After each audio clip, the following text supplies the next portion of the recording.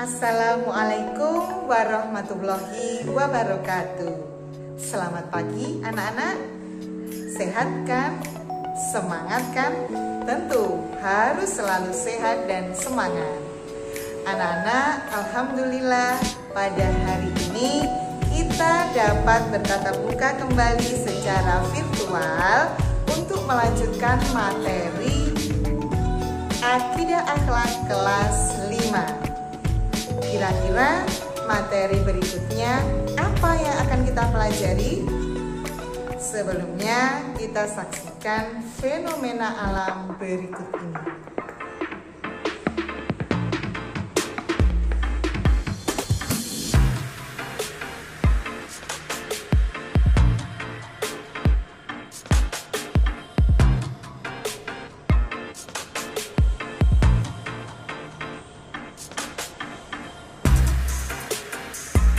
Nah, setelah kalian menyimak fenomena alam yang kalian usaha lihat tadi, kira-kira gambaran apa?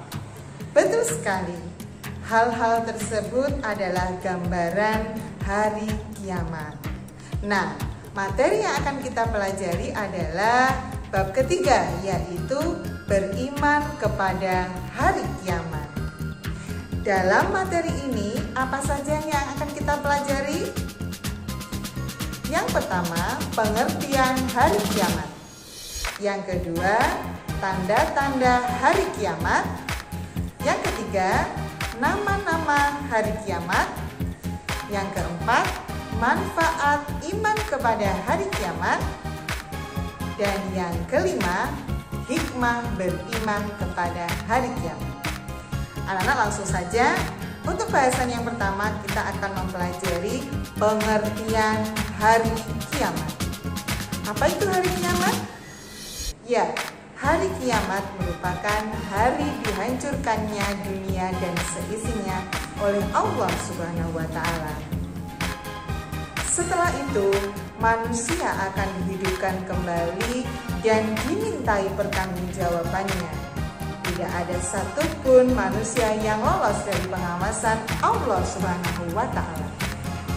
Allah menggambarkan tentang hari kiamat di dalam Al-Quran, Surah Al-Qari'ah ayat 1-11. Kita baca bersama-sama. Bismillahirrahmanirrahim. Al-Qari'ah mal qari'ah wa ma adraka mal qari'ah yauma yakunun nasu kal farashil mabthur wa takunul jibalu kal ihnil manfus fa amma ma takulat mawazinuh fa huwa fi 'isatir radiyah wa amma man khaffat mawazinuh fa ummuhu hawiyah wa ma adraka ma hiya narun hamiyah. Shadaqallahul azim. Yang artinya hari kiamat. Apakah hari kiamat itu? Tahukah kamu apakah hari kiamat itu? Pada hari itu, manusia adalah seperti anai-anai yang bertebaran. Dan gunung-gunung adalah seperti bulu yang dihambur-hamburkan. Dan adapun orang-orang yang berat timbangan kebaikannya, maka dia berada dalam kehidupan yang memuaskan. Dan adapun orang yang ringan timbangan kebaikannya, maka tempat kembalinya adalah neraka hawiyah. Tahukah kamu apakah neraka hawiyah itu? Yaitu api yang sangat panas. Hari kiamat disebut juga hari akhir. Dinamakan hari akhir karena tidak ada hari setelah hari itu. Kehidupan suatu hari di akhirat sama dengan kehidupan 1000 tahun di dunia. Kehidupan di dunia hanya sebentar dibandingkan kehidupan di akhirat. Nah, anak-anak, selanjutnya untuk yang kedua adalah tanda-tanda hari kiamat. Tanda-tanda hari kiamat dibagi menjadi dua, tanda-tanda umum dan tanda-tanda khusus. Yang pertama, tanda-tanda umum hari kiamat yang pertama adalah munculnya sesuatu yang tidak pernah terbayangkan sama sekali. Yang kedua, orang yang telanjang kaki dan tak berbaju, serta penggembala kambing berlomba-lomba membangun gedung. 3. Benda keras berbicara. 4. Ilmu agama diangkat. 5. Laki-laki mirip dengan wanita dan wanita mirip dengan laki-laki. Dan yang keenam, lahir generasi yang mempertahankan kebenaran. Itulah tanda-tanda umum hari kiamat. Kemudian yang kedua, tanda-tanda khusus hari kiamat. Yang pertama, munculnya Dajjal.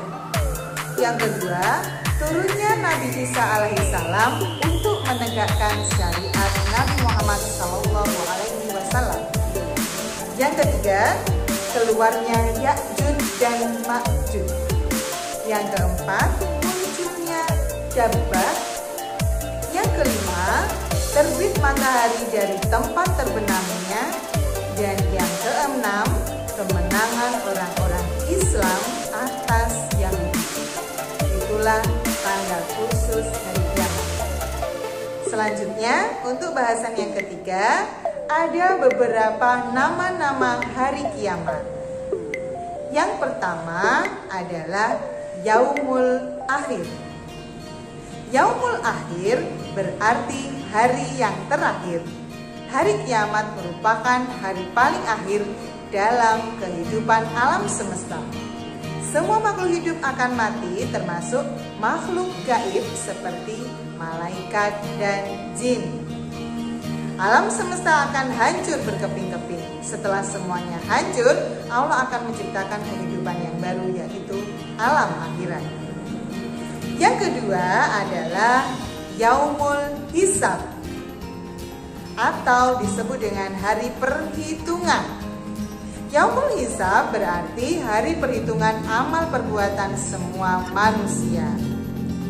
Dan yang ketiga adalah Yaumul Mizan, atau hari pertimbangan amal. Yaumul Mizan berarti ditimbangnya amal baik dan buruk manusia.